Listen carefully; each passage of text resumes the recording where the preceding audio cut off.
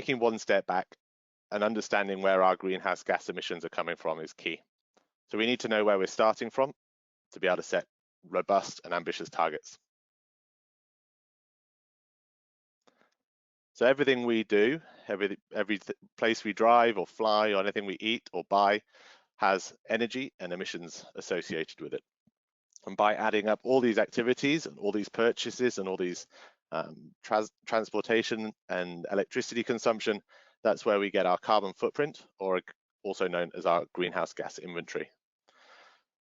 Climate accounting should be taken as seriously with as much detail and granularity as financial accounting, because it is becoming business critical. So what's included in your footprint?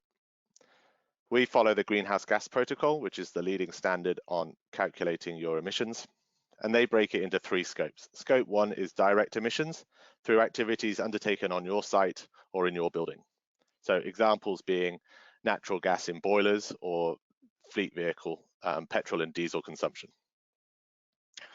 Scope 2 are indirect emissions due directly to your activities, and examples include electricity, weight and heat and cooling services provided. And then Scope 3, also known as supply chain or value chain emissions. They're indirect emissions associated with your activities, but over which you have little or small levels of control or influence. And these include things like everything that you buy, every service you contract, your waste, your business travel, transportation, all the way through to the use and disposal of any products that you produce. So by following the Greenhouse Gas Protocol defines the scopes that we need, but we also follow international best practice around net zero strategy definitions, where Scope 3 emissions should be included. Scope 3 is often the largest emission source and introduces the biggest challenges, but by omitting them, you're missing the biggest part of your emissions quite often.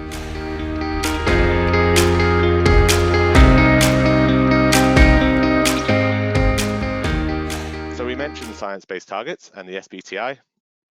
So the science-based targets are greenhouse gas emission reduction targets that are consistent with the latest climate change scenarios and corresponding carbon budgets. So this sets out the rules of how to reduce emissions to stay within that 1.5 degree target. And they define how quickly companies need to reduce their emissions in order to mitigate the climate change and enable a clear view of your decision-making criteria.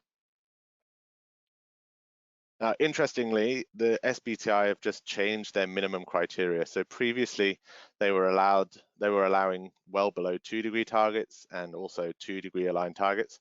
They've now changed that minimum criteria to be a 1.5 degree aligned target. So this changes the level of ambition for all corporates and organizations that are signed up to the SBTi, and people are being invited to increase the level of ambition of those targets over the next 5 years.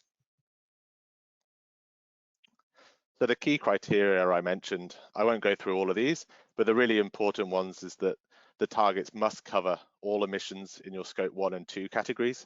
And if your Scope 3 emissions are greater than 40% of your total footprint, you need to set a Scope 3 category as well, a Scope 3 target as well. And we really need to incorporate all of the emission sources. So we need to incorporate 95% of all emissions that are material to your operations.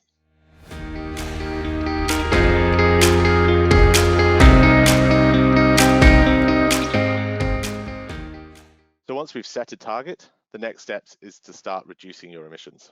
So here we have an example of some opportunities to reduce your Scope 1 and Scope 2 emissions through projects such as renewable energy. Now this can be solar panels on your roof or wind turbines on site, or it can be purchasing of renewable energy credits or renewable energy certificates through your grid electricity purchasing.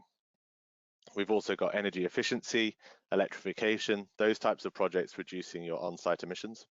And this type of demonstration of emission reductions also helps identify the gap and the innovation required to be able to achieve your target.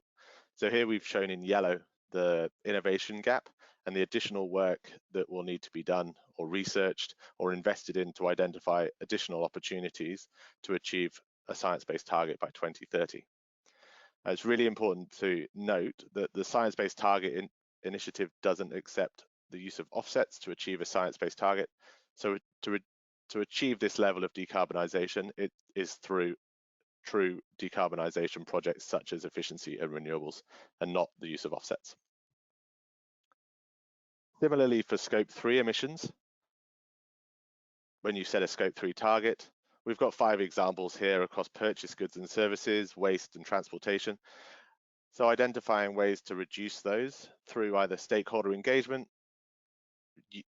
changing your business model and practices, and also reducing your waste or your travel can offer significant emission reduction projects.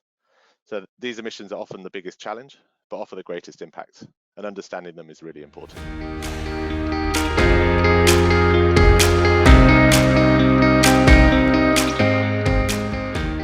So when we're talking about net zero aligned offsetting, and I appreciate this diagram is pretty complex, so I will run you through it very briefly. We need to consider the Oxford principles. So you can see here in 2020 that most of our offsets will come from avoided emissions projects, so renewable energy, clean cook stoves, soil carbon protection and forestry protection, for example. And some of the offsets will also come from carbon removal with short-lived storage, so things like afforestation and reforestation projects. And as we move forward over time and the cost of more long-term storage projects reduces, and also the need for neutralization and carbon removal increases, that offsetting mix will transition from typically that category 1 and 2 and also category 4 to maybe more around category 3, which is emission reduction with long-lived storage, and also category 5, which is carbon removal with long-lived storage. So by the middle part of the century, we'll be mostly using carbon capture and storage on industrial facilities, which is emission reduction, and other projects such as DACS, which is direct air capture and carbon storage, and BECCS, which is bioenergy and carbon capture and storage, or even mineralization and enhanced weathering. So understanding the changing technology mixes of offsets is really important to developing an offset strategy.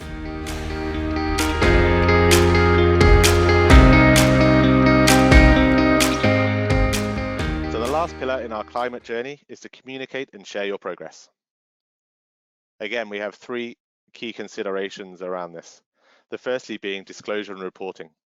So sharing and actions and progress to meet compliance requirements or voluntary disclosure schemes is really important for your stakeholders and your shareholders to understand the steps you're taking.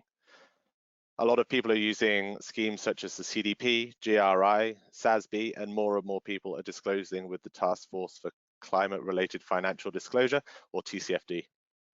And this is giving investors greater insight into your organization's risk and exposure to climate change as well. Secondly, we have stakeholder engagement. This is both internal and external stakeholders, both at the employee level to improve employee initiatives and employee engagement, but also understanding your marketing and communication strategies to bolster support and involve the sustainability agenda and demonstrate leadership. And thirdly, we have advocacy.